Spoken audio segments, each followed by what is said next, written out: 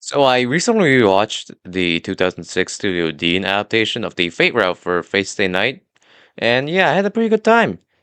But after rewatching it, I couldn't help but, recall one of the many discourses surrounding the cesspool that is the Type Moon fandom.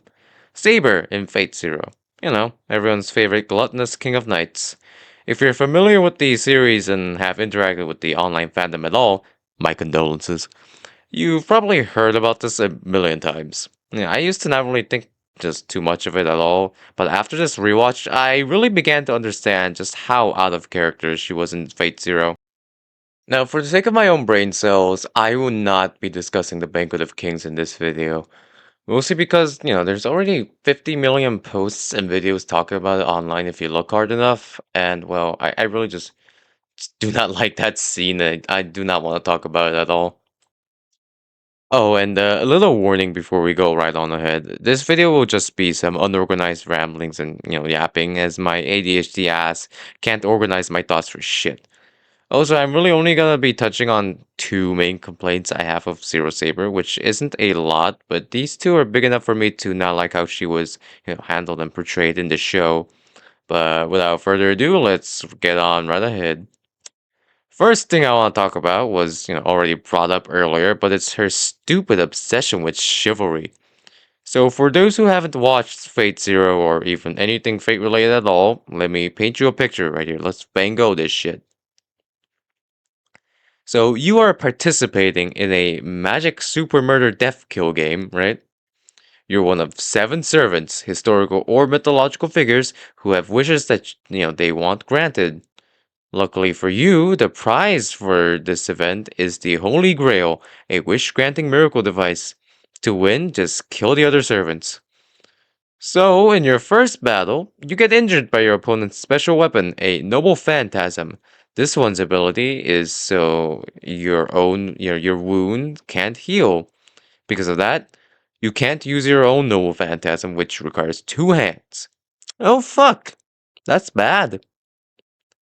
Then, a little later in the war, the crazy child murdering psychopath and his child murdering psychopath servant summon a big ass tentacle kaiju that will kill everything in its path. Oh fuck! That's really bad.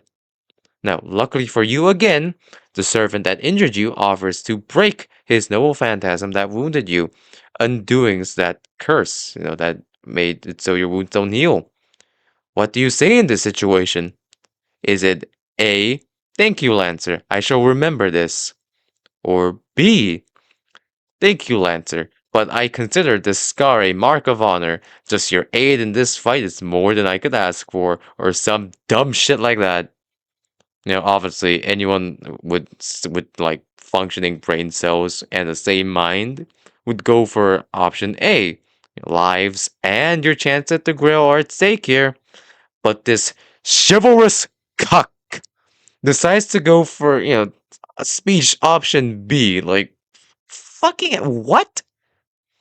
Lives are at stake here. That humongous hentai harbinger is going to kill everything in his path, everything that it sees. You know what? Even disregarding that, like, look, the whole reason you were summoned to this Grail War is to have your wish be granted. A wish you really want granted, by the way. So why in the fuck would you not want, your wound to be healed for after this battle as an advantage for the rest of the war? It's so fucking stupid. Like, I swear to God, Zero Saber was playing for the vibes like it's a Marvel Rivals tournament or some shit. Could never be my glorious King Stay Night Saber. Like, but then again, I doubt she would have even, been injured like that anyways. Which segues nicely into my next point of discussion. She fights too defensively.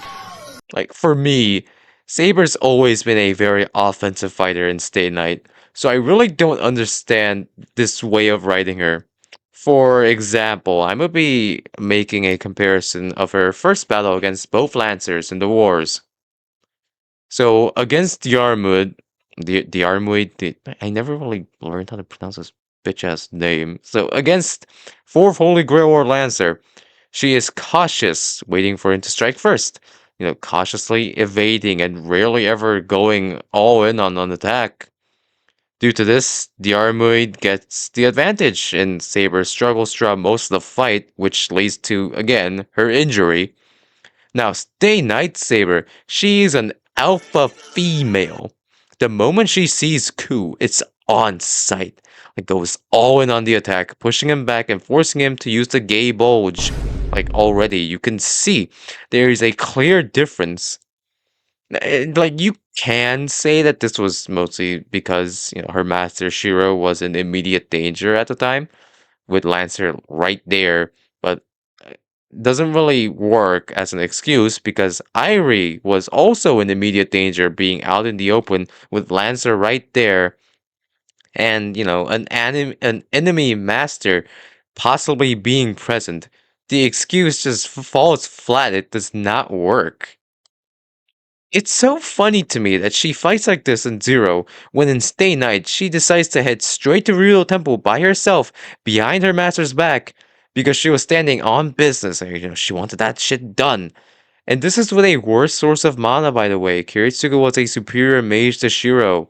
Like, seriously, I can't imagine Saber with the personality that she has in Stay Night, like, combined with the mana she has in Zero, even being close to getting restrained by Jildere's hentai creatures. Like, I mean, did you see the way she was moving against Medea's Dragon Tooth Warriors and that big ass gigantic one? Like, again, with a worse mana source, by the way. It's nonsensical that she even has trouble with those creatures in the first place in Zero. And that about does it. Like, I know it was a very short video, but this is my first real voiced video, and I wanted to keep this one a bit short as, a learning experience for whenever I actually get to making longer videos. Also, side note, I don't want to make it seem like I hate Fate Zero, because I do love the show overall. I listen to Oversign a lot, even to this day, and I still watch the Kirei versus Kiritsugu fight here and there. I just think it's only fair to criticize it, where it falls short. I'm clarifying this simply because people on the internet seem to think that if you like criticize one aspect of something, you're just a hater of the thing as a whole, which is just like I don't even have to explain why that's stupid. That being said, I hope you all enjoyed this short little rant. Yeah, I don't really have much else to say except maybe I guess release the Mahoyo files, you foldable.